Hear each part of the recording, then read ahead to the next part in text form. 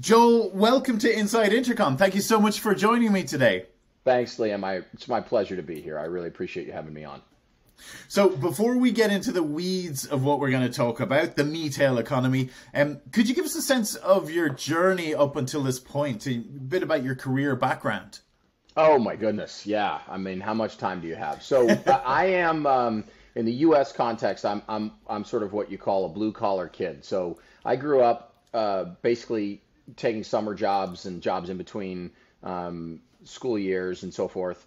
I gravitated towards retail when I was very young in my teens. Kind of grew up in the stores. After I graduated from a small liberal arts college in Maine called Bates College, I fell into retail on the advising side.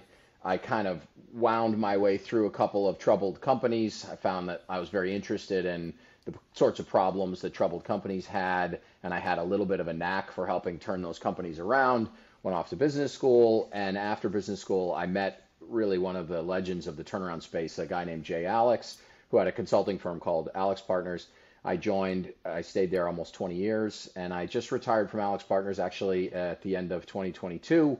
And now I'm running just a small advisory firm called Spruce Advisory. It's just my own thing where I can serve clients and so forth. I spend a lot of time writing. I have a second book I'm working on. I spend a lot of time speaking, mentoring, that's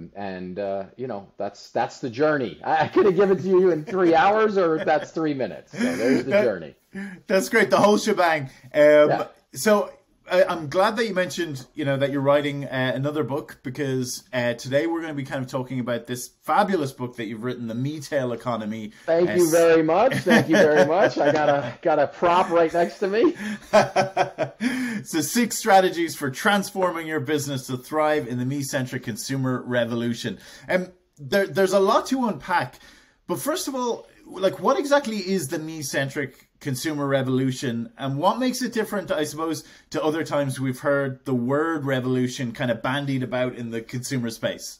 God, I love that question. And I deal with that very specific question in the book, as you know. So I think the word revolution is overused. I think that most things that people call revolutions are really just evolutions.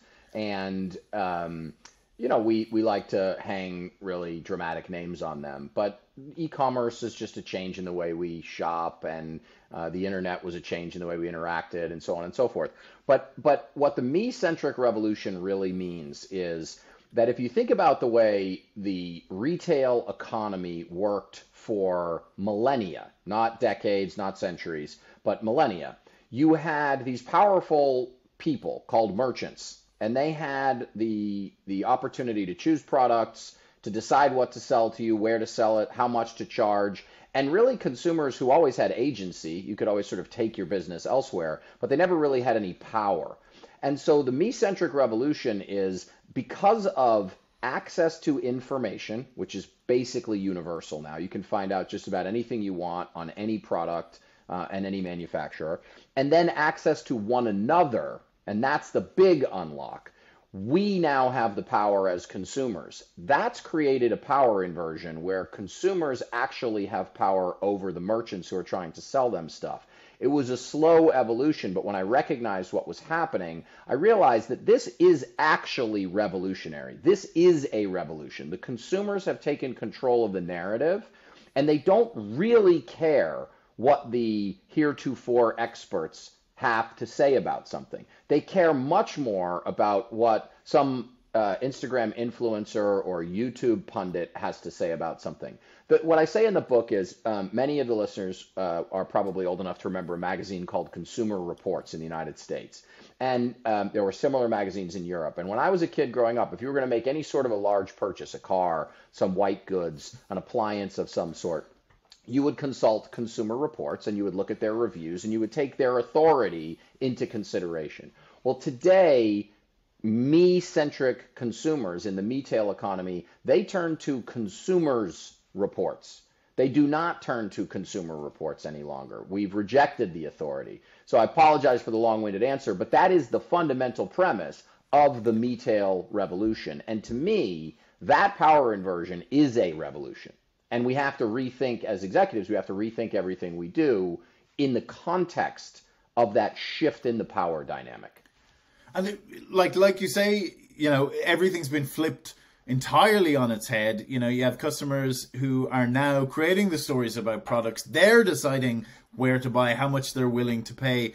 Because I think it's something like we've always or all experienced. Yes. A customer service employee in the past, explaining to you that a company's processes don't permit a refund or whatever it is. But as you say, now we have this cult of customers realizing that they have this power and they can start refusing to accept the way things have been for, like you say, millennia. Yeah, and let's take it one step further, just because I find this very interesting, and I write about a company in the book called Lolly Wally Doodle. It doesn't really matter other than I love saying that name. But let's take it one step further, where today, if you disappoint a customer, and this is the story of Lolly Wally Doodle, that customer can turn around and become your competitor now. It's never been easier to source merchandise, to put merchandise up in a beautiful website for sale on a Shopify website, to have a third-party logistics company ship product for you. And so not only can your customers sort of reject you as a place that they would do business with, but if you make them angry enough, they will actually turn around and become your customers. Now, just think about that for a second. And if that's not a revolution, as I say to people, then you don't need my book.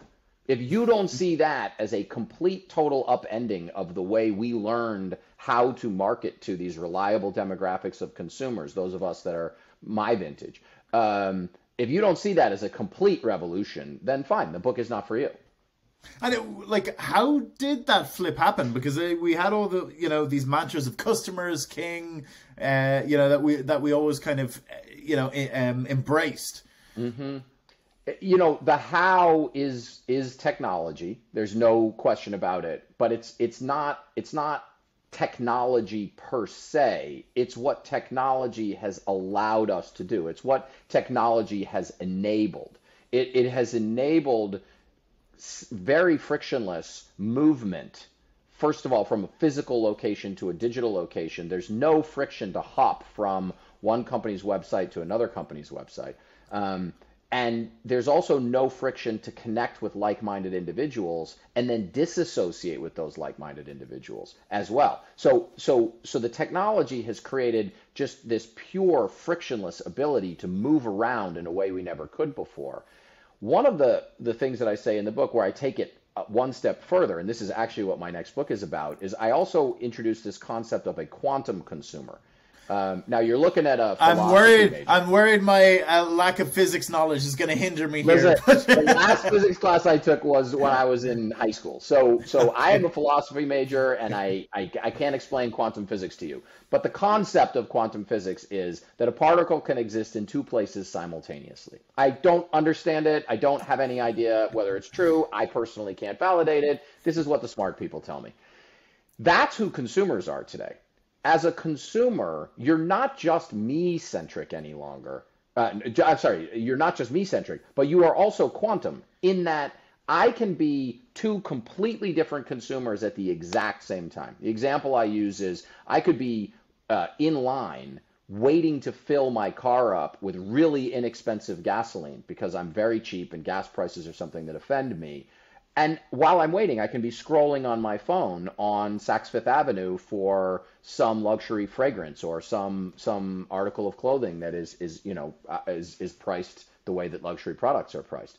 And that creates an incredible challenge for marketers to figure out how to connect with me because I'm not a reliable demographic anymore. And in fact, it's not like people have changed. We've never been reliable demographics. We just have never been able to do anything about it until about 20 years ago as the internet came along, as we started to meet one another online, as we started to embed this into ourselves. So I say it's not e-commerce. That's not the revolution. But the revolution is the access to the information and the access to each other that is enabled by technology. So I mean, I love that. I love the whole cat in the box is, you know what I mean? In one box, in one universe, it's alive. In the other, it's not. God bless Schrodinger. I don't understand that either, but it's fun. It's fun. It's fun. So, for businesses now freaked out by this this quantum physics analogy, you know, these 6 strategies that you talk about in the book, the 6 C's, can you take us through them and their significance? So let's do a flyby, and then you tell me if you want to drill down on anything. So the book is in 3 parts. I promise I'll get to your question in 1 second. No worries. The first part of the book makes the case for the Metail Revolution and the quantum consumer. And if you don't buy it, that's fine. It's just my point of view. It's well informed over 30 years post-college and another 7 or 8 pre-college of doing nothing but working with consumers. But I might be wrong. But if you buy it, then you move into the second set of the book, which is the strategies for making connections with consumers in this Metail economy. And then the third part of the book, and we can get to this if you like, is the holy crap, okay, we're doing everything this way. We acknowledge the Metail economy, and these are good strategies. How do we think about changing our business? How do we think about changing our operations? So it's in 3 parts. So people can find which part, 1, 2, or all 3, that are interesting to them. But that's the way I tried to break it up. So the middle part of the book is about the 6 strategies. And the basics of it are to regress to the things that we all as human beings understand and know create real meaningful connections for us. That's the purpose of the 6 C's, other than the fact that, to sell books, you sort of have to have a catchy subtitle, and this is something my editor liked. But so the 6 are cost, convenience, category expertise, curation, community, and customization. And we can take each of them one at a time, but the point that I make in the book is this is not, I'm a management consultant, recovering management consultant, but this is not a management consultant oriented book where I take these 6 things and I basically say, if you do these 6 things, you can be great like company X, Y, and Z. I reject that line of business book. What I basically say is the 6 C's are ingredients. So take them, just like you're on the Great American Cooking Show. You take them and you use them however you see fit. These are the 6 ingredients that help you build relationships. But I'm not saying all, none, some, one. You have to figure out which ones are relevant to your consumers. You have to listen to your consumers, and then you have to employ them relentlessly. So you tell me where you'd like to go on the 6 C's. Yeah, I mean, I love that. I love the whole thing of being able to just pick and choose the ones that apply to your business. That's great. But it would be great just to get a brief kind of rundown on the 6. Yeah. Okay. So let's take them one at a time. So cost is the easiest one to understand, but it is actually one that is kind of violated is too strong of a word, but it's one that companies get wrong. So if you are going to be a cost competitor in a Metail economy, you have to be the lowest cost for whatever it is that you're selling because consumers know now. So you cannot compete as a cost retailer and charge more money than someone else that is selling the same product or service. Now, you can have an element of cost, but if cost is your strategy, if you are a hard discounter, then you have to be the least cost place for the consumers to get it, or they will know you're not, and they will not give you credit for being a cost competitor. So that's the point. By the way, that's the point about all of the C's, but cost kind of galvanizes it for everyone. It's easy, and cost is the easiest thing for consumers to check. So I'm just trying to think about whether I want to do them in the order of the book or whether I want to. But anyway, let's just keep going in the order of the book. Sure. So the next one is convenience. The thing that companies miss on the convenience element is convenient for whom. Okay, so if you're going to be a convenience competitor, it is convenient for your customer. End of story.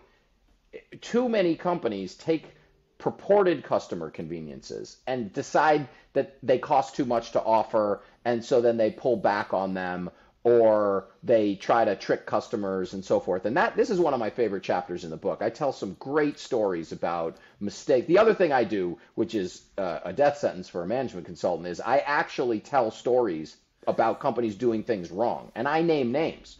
So it's a fun read because I'm not afraid to call out various companies for making mistakes. And there's some really good stories in there. But the point is, convenient for whom? Convenient for your me's, convenient for your customers. If it so happens that that customer convenience can also be a business benefit to you, fine. But if you invert those and you start with how do we make more money by offering a customer convenience, then you're starting in the wrong place. Okay, category expertise. We all know what category expertise is. It's the difference between walking into a big box category killer, which just basically carries stuff under the middle of the bell curve and doesn't really have a lot of expertise when you need help, and your local shop that truly understands the part you're looking for, or the cheese you want to buy, or the wine you want to pair with your food, and gives you that expert opinion. And so what I say is, if you're going to be a category expert, you have to know everything or know where to find it if you don't know something, if you get stumped. And that's what true category expertise is. Customization is a fascinating chapter, and people confuse personalization and customization. I don't believe in this word personalization. I think what people call personalization is basically like trying to drive a car by just looking in the rearview mirror. You can't see where you're going when you do personalization based on historical things that I've done. You're not getting a total view. That could be a whole different podcast. But customization means providing the customer something that she thinks no one else can get. And so the key lesson here is customization is difficult. True bespoke customization is difficult. But technology has advanced to the point where virtually any product and any experience can be sufficiently altered to provide the illusion of customization. So you don't have to be a customizer. You don't have to be a bespoke tailor, a Savile Row, make one at a time. But you have to provide the illusion of customization, which is, I say, N+1 choices. It's however many choices you need to put in the mix so that the customer feels like they're getting a customized experience. And manufacturing technology has never been easier. Service delivery has never been easier to customize these trips, whether you're a travel agent or you're a manufacturer making tennis shoes. Curation, my favorite story in the book is about curation. Curation is difficult to scale, and that's the point that I make in the book, because true curation creates an environment where when I walk in, I think to myself, I got to be the only customer for this store. This experience. This was tailor-made for me. How did they know I like this scent? How did they know I like these colors or this music or these clothes or these accessories or whatever?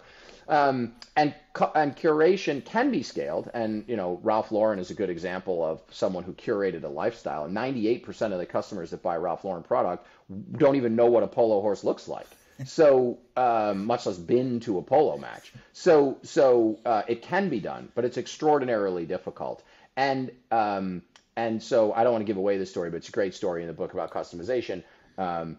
My wife is in a store trying on jeans that is her favorite store. It's curated. It's completely curated for her. The proprietress, a woman named Tess, is there, and that's the key to curation, is you have to have the proprietress. And so if you can scale the proprietress, then you can scale a curator. But if you can't, then you can't scale a curator, and that's the lesson. Anyway, she's been shopping there for 20 years. She's trying on a pair of jeans. She says, these jeans don't fit. I need a bigger size. And the proprietress' answer was, try harder. So this is not customer service. This isn't make me feel good. Wow. This is make me feel like I belong.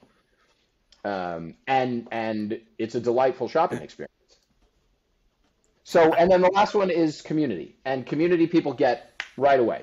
And the thing about community is, it's extraordinarily difficult to create a community, and it's extraordinarily easy to violate a norm and destroy that community.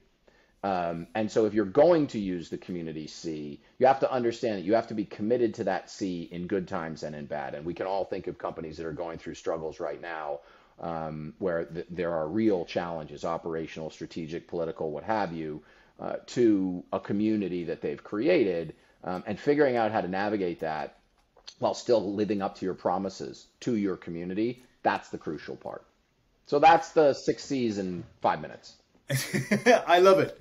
And then I suppose, like in the kind of third part of your book, and there's so much in it. But again, short on time. But what advice can you give to people just to help kind of develop a self-awareness, through the lens of these six C's? The simplest advice that I give to companies is that it has to start from your customer. If you are sitting in a conference room debating which C's you want to put in the marketplace to your customers, you miss the whole point of the book. And the book is filled with stories of CEOs who bucked trends and were able to successfully transform businesses without doing what all the experts said that they should do. In fact, the experts were screaming that they were doing it wrong. And invariably, when you ask these people, one of the companies that I read a lot about is Target. When it looks like it was obvious now, but when Brian Cornell was investing billions of dollars in store infrastructure, Wall Street and all the experts said he was crazy and this was a huge mistake. Of course, it was not a huge mistake. When he's asked, and he doesn't do publicity, he doesn't really speak a lot, but occasionally he will do something and be asked. He just says, this is what our customers were telling us they wanted. And that sounds so simple. And people say, well, I don't need your book to tell me that. And I'm like, yeah, you kind of do. Because how often do you feel like you are at the center of the business model of the company you're interacting with? I would speculate it's very, very, very infrequently. So just think about it. That's the beauty of this book, is we're all consumers as well as business people. So anyway, so that's the advice, is you have to start from the consumer, and then you have to make the hard choices about how to change things in your business. And I give some examples of how to do that in the last part of the book. It's great advice, because I think it is absolutely one of the most overlooked things, or something people don't often think about without reading. But anyway, I can't let you go without asking about what you think about ChatGPT and AI and how that's going to affect CS and all of this going forward. So ChatGPT is just like e-commerce, just like buy online, pick up in store, just like virtual showrooms and augmented reality and virtual reality. ChatGPT is just another element that companies can use or not use to provide experiences to their customers or operational efficiency inside their business. We don't really have long enough here, but what I would say about ChatGPT and AI in general is it is the same. It's problematic to think of it as predictive for the same reasons that personalization is problematic to think of it as predictive. Because by definition, it cannot be predictive. And the things that human beings do is they take signals and experience and think about future outcomes and then make choices based on those outcomes and present consumers with options. AI can't do that. AI can only take things that really happened and then present you with options or choices. But I do find it to be an incredibly interesting place for companies that can't spend enough money to provide the level of customer service they need. If I have to wait, yesterday I won't name the company, but I needed to interact with a financial institution on a very mundane topic. They had a chat box on their website. It was a bot for about 3 seconds, and then it figured out what my thing was. It said, we're going to connect you to an agent. And it said, you're very important to us, and the next available agent will be ready in approximately 17 minutes. That's not good.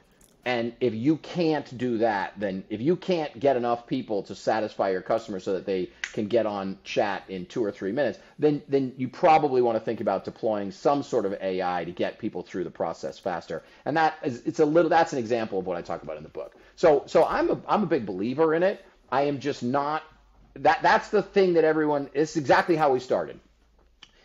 ChatGPT and artificial intelligence are not a revolution at all. They are simply another tactic that you can employ or not employ. The revolution is understanding that companies no longer control the narrative. Companies are no longer in the power position that they were for millennia. That's the revolution.